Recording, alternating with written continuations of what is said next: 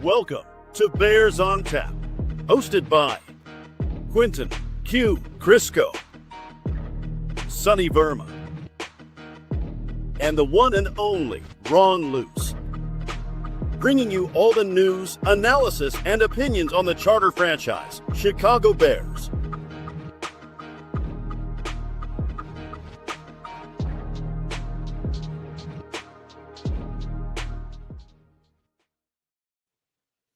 On a cold and snowy day at Soldier Field, it looked like the cold doom and despair was going to creep into the Chicago Bears organization. But fear not, as the Giants could easily be conquested by David, and the Bears take home a comeback victory. I am Ron Luce, joined this evening by the great Sonny Verma. We're talking about a 24-20 comeback Bears victory here, Sonny. You and I were talking. We're just going to dive right into this thing, man. But how are you doing amidst the wins in Chicago, not just in the sport we're here to talk about tonight with the Bears? Ron, you and I, we share a lot of allegiances, right? So you're talking about a Chicago Bears team that's 6-3. The Chicago Bulls are 6-3. The Chicago Cubs won 90+ games. Connor Bedard is the best hockey player on this planet. I don't know what to do with my hands right now, Ron.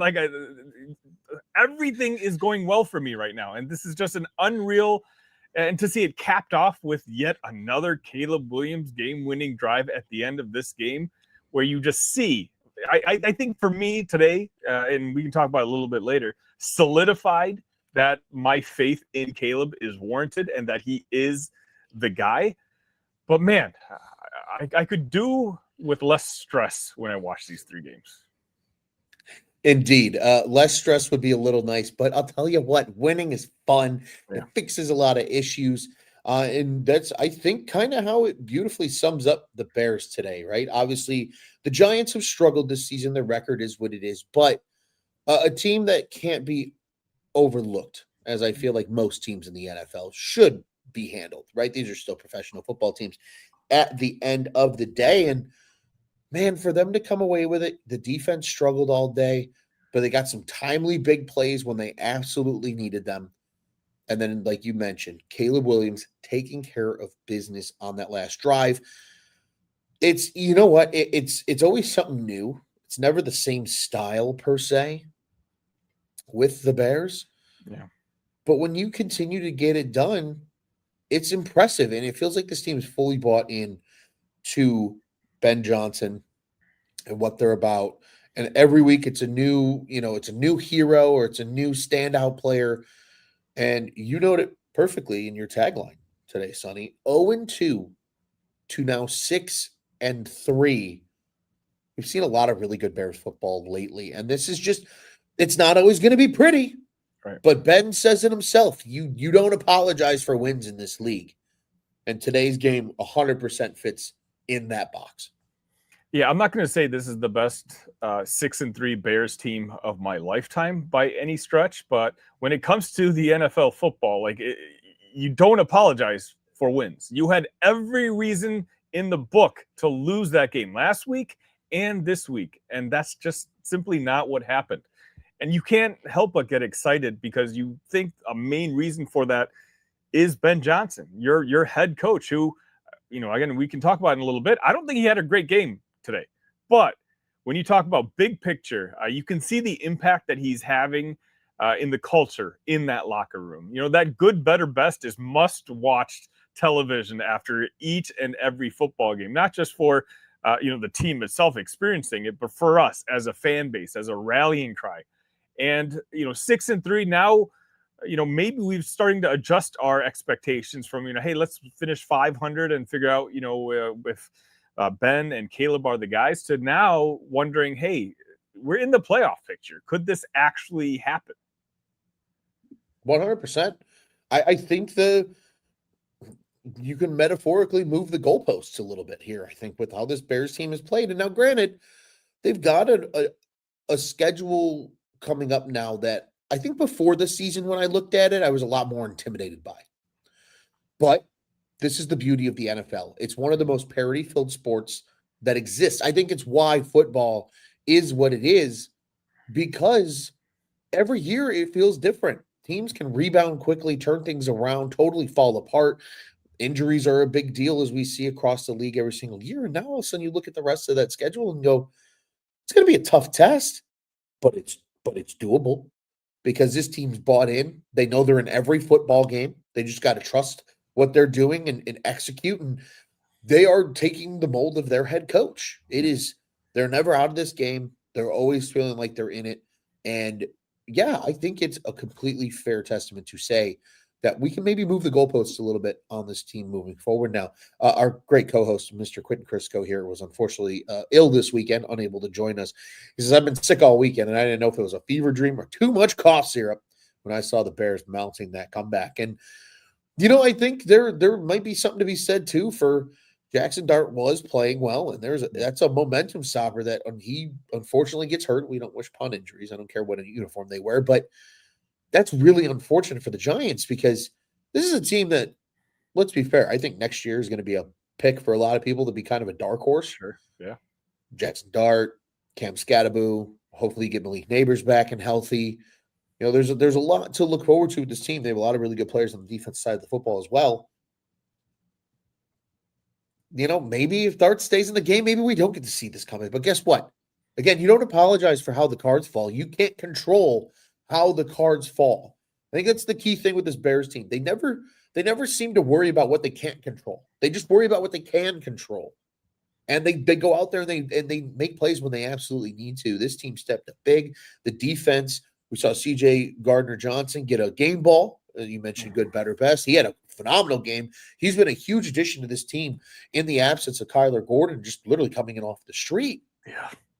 Guys are buying in, and it's making that all the time. And yes, my father always says you need to worry about what you can control. That is one of his cliche statements. But he's right. He's true. And he says here, Detroit's still there, but it's a lot of division coming up now on the schedule. And I think that's the piece, right? That's really a good measuring stick. We've really only seen this Bears team play twice against the division, and it was literally the first two games of the Ben Johnson era. Right. How does this team adjust now that they're comfortable with one another, now that we're 10 weeks into the season? What does that look like now against the division? Because I think that's going to be Sonny, where we fully can say, are we moving that goalpost to playoffs rather than just go 500 and show some upside going into next season? Yeah, but sitting at 6-3, you're at least giving yourself the opportunity. Whether you're able to do it, I'm not saying the odds are likely that you're going to be able to get into the playoffs with that tough path ahead, but it's good enough for me. Through 9 weeks, you've given yourself that opportunity. Detroit may be in first place, but now they're dealing with some drama with who's calling plays on the offense. According to what the latest reports are out there. Green Bay, they're all good teams, but none of these teams you look at like, oh, they're going to run laps around you. And so the Bears, for where we're at, one thing I just want to talk about, it's the young players on this team is what is kind of like the big storyline for me. When you talk about who won you the game in the last two drives, it was not just Caleb Williams. We know it was Caleb, but Colston Loveland had a fantastic catch, basically catching it behind him. Then you had Luther Burden going off for, I believe it was a 27-yarder.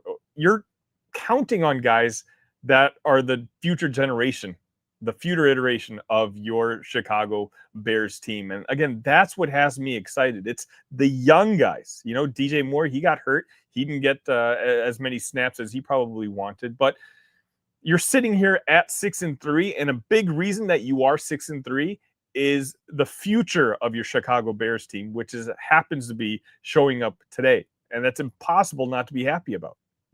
Agreed. Just backing your statement up there, my friend, with some numbers. Caleb Williams, again, maybe not the prettiest game of his career.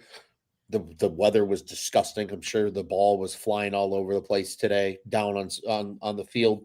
But 20 of 36 on the day, 220 yards for Caleb Williams. So there, he didn't turn the ball over. I think that's a critically important key, right? They weren't really turning the ball over and putting themselves in bad situations.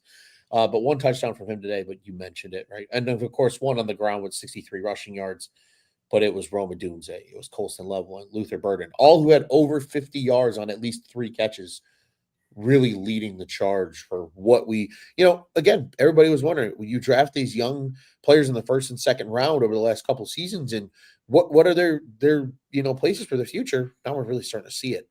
These guys are starting to come to the forefront and really kind of be the engine that drives the offense at each different level. And you sprinkle in a little Kyle Monangai with DeAndre Swift right now, and this is starting to look like a Ben Johnson offense. I think that even you had in Detroit, right? Like, just in the sense of the tight end is important. You need 2 that are very good. It's a 2-headed monster in the backfield. You've one receiver who dominates the targets, but then you've really good ancillary pieces that can fill in and be big hitters around that. And we're seeing kind of all those facets come into piece. And like you said, in today's game, especially with how good the youth played. Yeah, and I feel bad for Caleb. I'm not saying he had a great first 3 quarters, but if you judge Caleb's game just by the box score, you missed a lot of that story. I think they only had like 6 official dropped passes, which, by the way, is the most in the NFL this season. But there's at least 2 or 3 touchdowns that were dropped that Caleb threw just absolute laser darts for. But the wide receivers just couldn't. It was such a frustrating afternoon, and I thought that that's what I was going to come on here and vent about, how our wide receivers just couldn't catch the ball. But 20 for 36, 220 doesn't look all that great, but I think, considering the weather, we did see Jackson Dart lose the football, turn the ball over at times. Overall, though, I think Caleb had a solid enough game, but just the playmaking at the end. It's just nice to have not just a head coach, but a quarterback where keep it close. I think I tweeted this out when we had just scored 27. We're down 20-17. I was like, give Caleb the ball back one more time. That's it. Defense, do your job. Give Caleb the ball back, and I think we can win this game. And I'm going back thinking of my 30 years of being a Chicago Bears fan. I don't know when I felt that way about a Chicago Bears quarterback. It's incredible.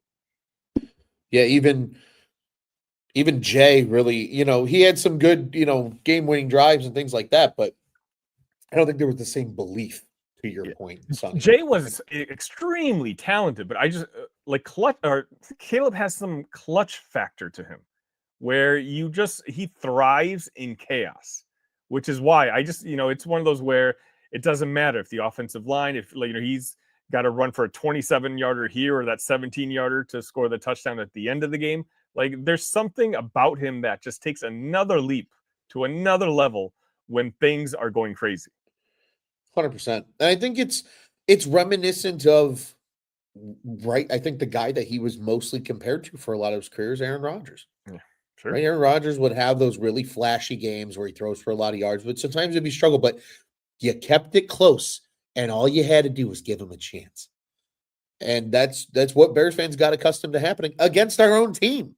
Yeah. And now they have their version, again, not apples for apples, but a player that has that ability. And I think a coach to match too. I really do think him and Ben Johnson, that's probably the one thing they really thrive on together. It's like when the pressure's the highest and the chaos is at the highest peak it can be, that's when they kind of settle in and deliver. Because, again, in order to be good in this league, you got to be a little bit of a sicko in the head, I think. And they're just the right amount of football sicko that you need to win a lot of games. I will note, you mentioned the drop pass, as Scott said here. He said it was 15. It sure as hell felt like 15. Yeah. Despite not that being the official number. My dad says here the wide receivers will be at the pass machine or give them the sticky stuff. Yeah, I don't know if they can get away with the sticky stuff, but the jugs machine is going to be busy this week up at Hallis Hall for those receivers. Sonny, anything else you want to really dive into here? I think, for me at least, I think what I'm just continuing to be so impressed by is, while we're talking about Caleb Williams, the escapability. Oh my gosh. Yeah. And I can't unsee, like, Q has labeled him with the greatest nickname that exists, and it is the greased up deaf guy.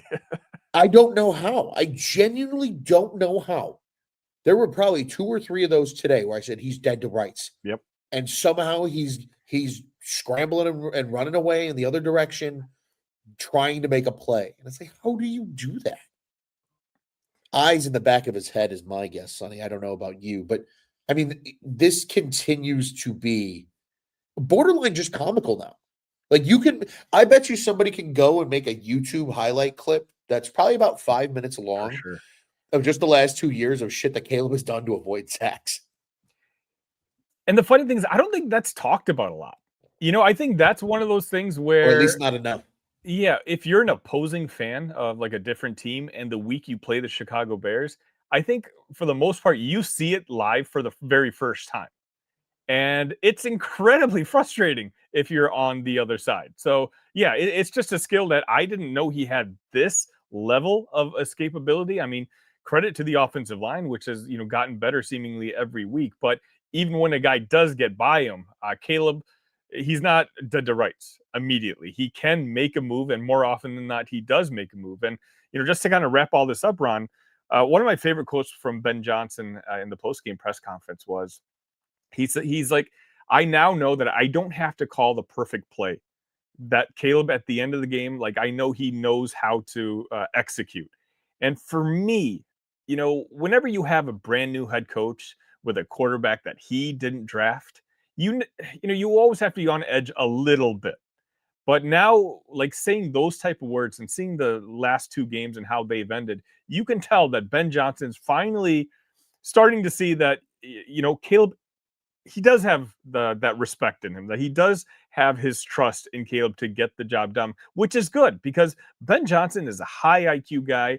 Being a head coach and a play caller is a high stressful situation.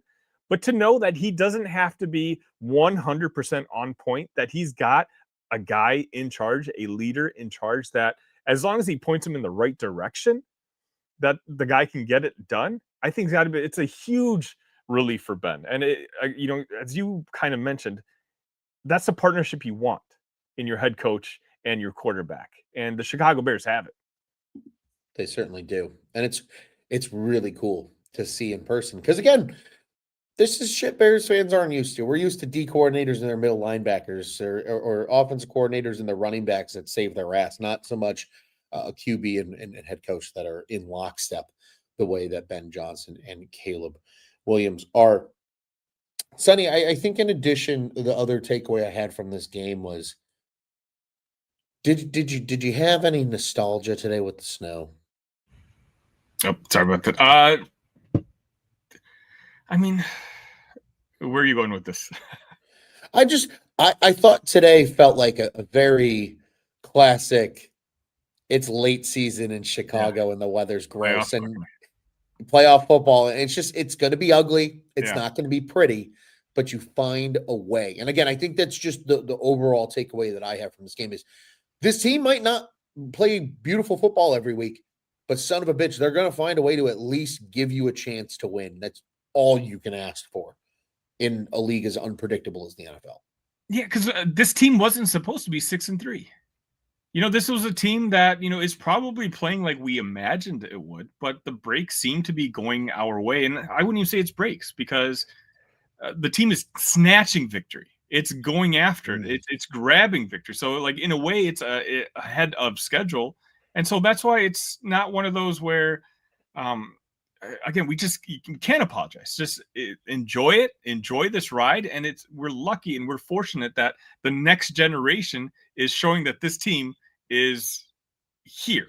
And maybe we're a year early. Maybe next year was the year we're supposed to compete for a playoff spot and possibly the NFC North. But we're ready now. Yeah, it really does feel like this team is ready to make a huge impact when it's all said and done. Sonny, one quick one before we get to our segments for today's show. Who has the better game on defense today? GJ or Montez Sweat? I mean, it's just impossible not to sing the praises of CJ. I'm confusing the name. Yeah, you know what Gardner Johnson. It's just what a spark he's brought on the defensive end. He's already had more sacks than Dio's had. That's crazy. Is that not an insane stat? That is an insane stat, but that is the most Dennis Allen stat that I've ever heard, though. Yeah. Well. Yeah. So, I mean, he deserves a praise and love for that performance that he had today. And even in the locker room, he seemed to have really good vibes. Like, I love winning. These guys love winning, getting that game ball. Again, I think someone said in the chat, like, in a lot of ways, he kind of sparked this season. Yeah, he really did. It feels like it came at the right time when a lot of adversity could have gone ugly and gone the wrong way. I tend to agree. I really do. I think CJ Gardner-Johnson, I think we're at the point now where he's on the roster the rest of the season, even once Kyler comes back. Somebody else is losing their job because he's played way too well in this defense. I think because you have two Swiss Army knives like him and Kyler, that Dennis Allen can do some really creative shit late in the year and maybe get even more of those takeaways that you want to create and that artificial or that manufactured, pressure that they like to use with DBs coming and blitzing and things of that nature. I think he had a monster game, and I only think that's going to continue because they're going to continue to get these opportunities of come up in the box and blitz off the edge, create big plays in terms of takeaways and things like that. They've been fun, man. It's really unconventional and unorthodox, but it's been fun as shit to watch. And this was clearly a Ben Johnson guy as opposed to a Ryan Poles guy, and I'm curious to see what happens in the next couple of days with Asante Samuel.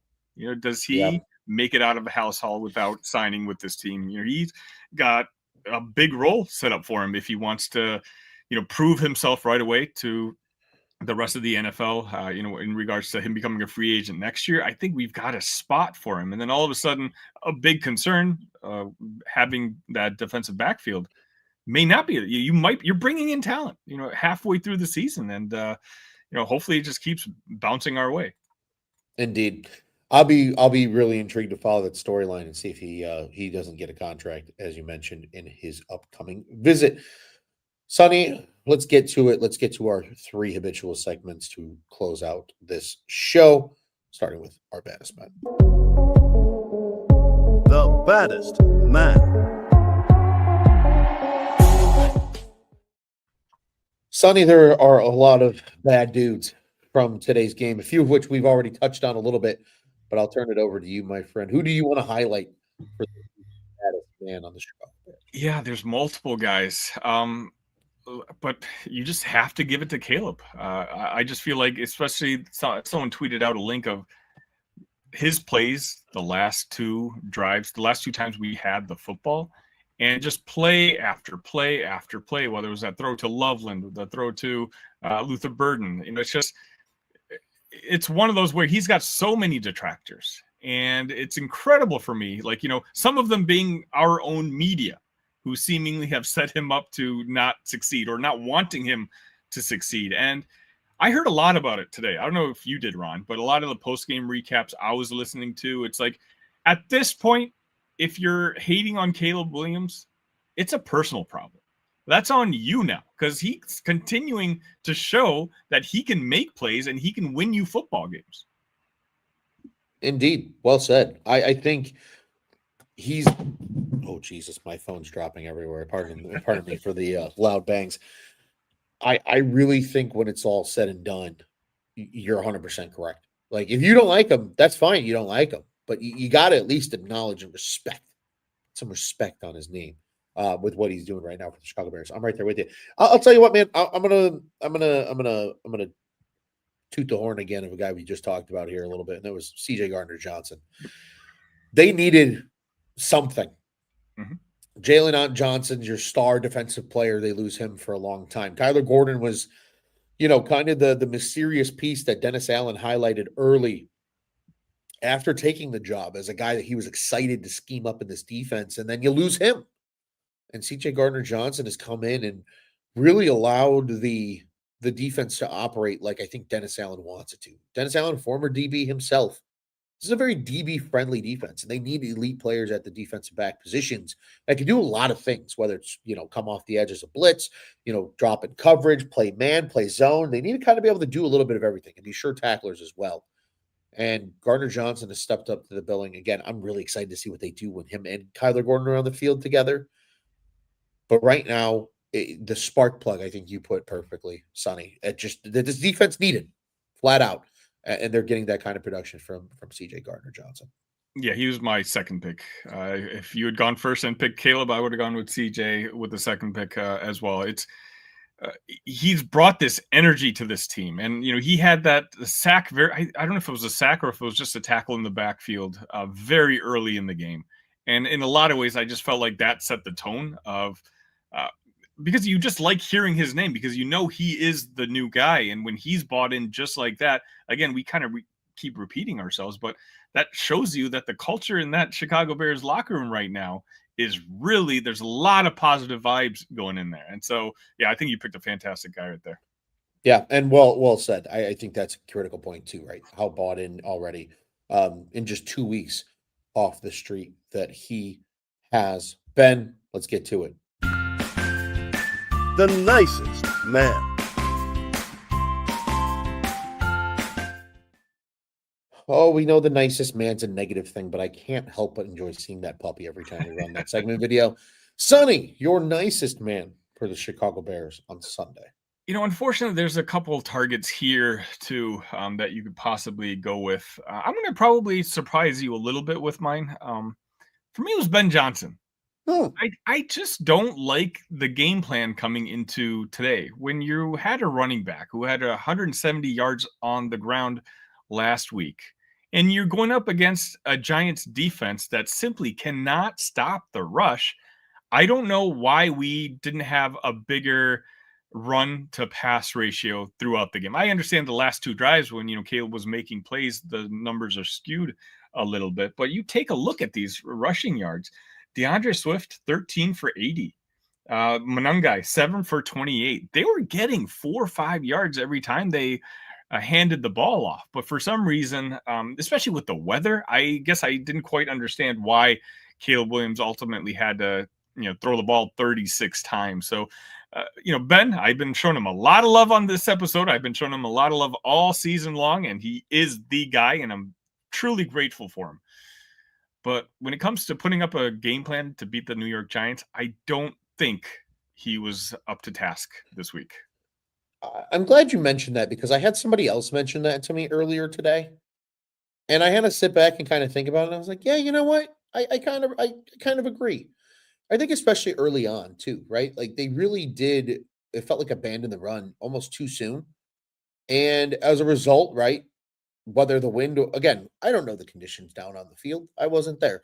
But like if the wind is enough to where passes are a little off and all like there's little intricacies, and of course, like receivers are dropping football, like you almost wish they would commit to the run a little bit more.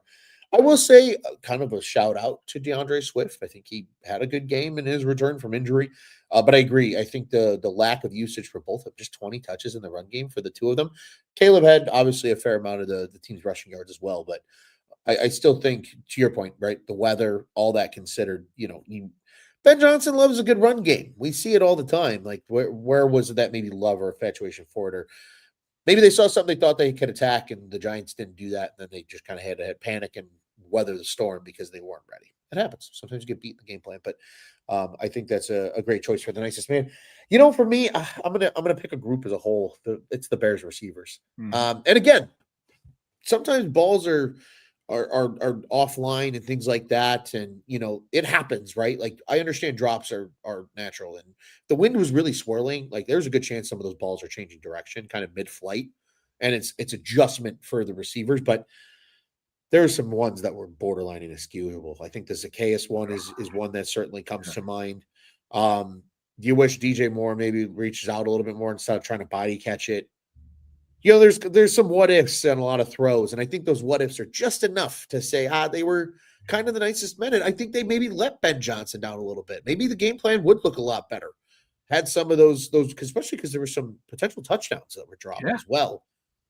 What does that look like if all of a sudden a couple more of those hit? Yeah, maybe we're talking about 31 to 20 or something like that. And it doesn't look as bad as them having to come back and kind of bear through it late. So I think that's a great observation with Ben Johnson. But I think maybe there's a little bit to be said about both of these sides of one helping the other and vice versa. When it's all said and done, is the nicest man. Yeah, I mean, that was just driving me crazy. Zacchaeus. But again, what I liked, and here's me going to try to spin this thing around a little bit. You had Zacchaeus dropping the ball. You had DJ Moore, who, wasn't able to come down with that was that that touchdown earlier on in the game, Yeah. but who made the plays at the end? Like Loveland made a throw that was behind him. He caught the ball. Like the guys who needed to step up. And I hope moving forward, these are the balls that went to Zacchaeus before. I'm hoping start going to Burden now, because Burden made those catches in those same sort of environment and whatnot. So, it's unfortunate, and that would have been the story of this game, I feel like, had they not pulled this off.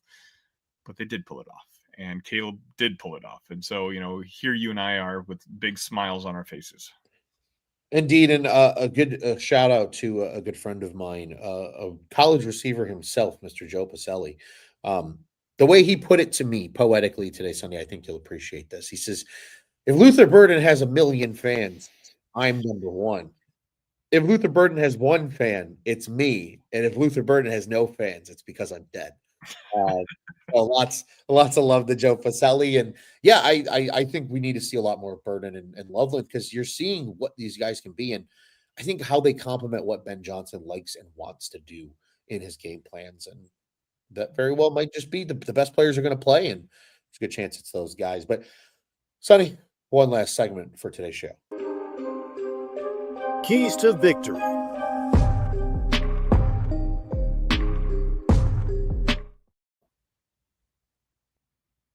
Keys to victory. We didn't do a preview show. I take some responsibility for that. Hugh was under the weather and traveling. We were going to do a preview on Tuesday, and Life happened.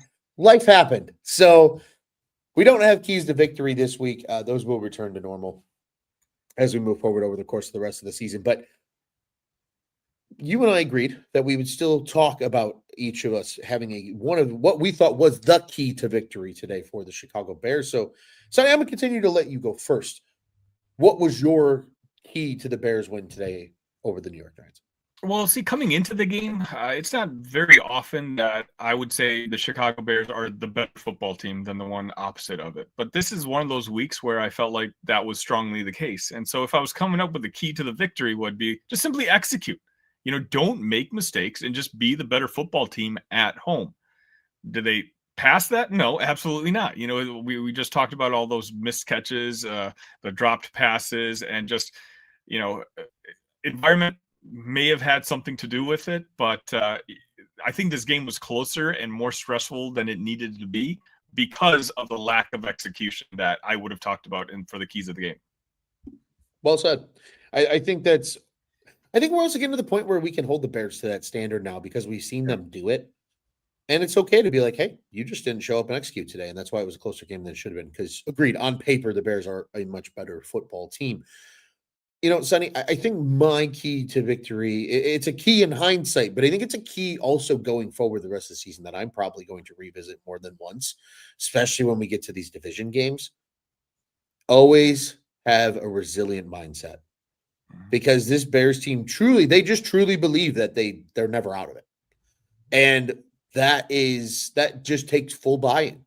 You have to believe what you guys are able to accomplish and believe in the game plan and believe in the execution of said game plan and what it's going to take to get the wins on the field. And they continue to do that. Again, they might not be pretty, but they continue to do that. And I think those are going to become critically important when you get to division football. And there's going to be plenty of adversity throughout the course of a game. How do you rise to the occasion and take that next step? Because it's those teams that nobody wants to see in the postseason, because it's almost a false sense of confidence sometimes of just, we're always in it. And no matter what, we're going to be full pedal to the metal till the clock hits 0-0 in the fourth quarter or in overtime, whatever comes second. And we continue to see that happen right now. And just, they are deadly with belief right now. And I think that is certainly something that is important. J.O. Dunze says here, Dart getting knocked down was the key to the win. Again, it's something out of their control, but it's football. You gotta take advantage of opportunity, and certainly that's what the Bears were able to do. Sonny, before we shut everything down, I want to give you one last chance for some final thoughts before we wrap things up. No, it's just one of those where, again, your heart's racing, you're stressing out. You probably have to change your shirt after the conclusion of these Chicago Bears games. But I'm glad. I'm happy that we get to play Minnesota next week. It's going to be. I think you put it earlier. It'll show us where we're at. We've put ourselves in a position where, in a lot of ways, we control our own destiny now. And whether that means we're a year early or not, that's to be seen. But at least we can decide, as opposed to having it already being decided for us. And so getting that rematch against Minnesota, one of the games which I think, just was kind of taken from us in that week, was a week 1 game. I'm hoping to, we get some sort of redemption on that. And, it'll be nice for Caleb to get that divisional win. I keep saying 0-2 in the division, even though this is a completely different team than it was after week 2, as you see, 0-2 to 6-3 now. But, these last 2 weeks, for the most part, I feel like, as you just kind of said, has built confidence in this team. And quite honestly, I'm making yours and Q's and Samir's and everyone's job easier on Tuesdays for these previews. Just go ahead and make one of the keys to the game, keep it within a score, and give it to Caleb. Give Caleb a chance to win the game at the end, and you have a chance. And so it'll be nice to try to fight the guys that you're facing off twice every single season, and we do that with the Minnesota Vikings on Sunday. Indeed. I think there's a little sense of revenge. I think Ben Johnson may look back on that first game and think he was a little outcoached by Kevin O'Connell, and he's a competitor. He's not going to let that happen twice. And again, I think that first division win does wonders for the confidence and just kind of where this team's looking and going over the course of the coming weeks here. And I completely agree, man. I tell you what, Bears football is fun again. Yeah. Chicago sports are fun. Yeah, like it's awesome, man. We're riding the high. I'll tell you what, even when you're not a diehard, like the city's just on a different vibe when their sports teams are bumping. And it's a wave that we'll continue to ride and have some fun with. Scott from Iowa's final thought, he asks, what are the odds Swift wins the Angry Runs this week? Back-to-back Scepters, perhaps. That was a nice run over some heavy contact. We'll have to wait and see.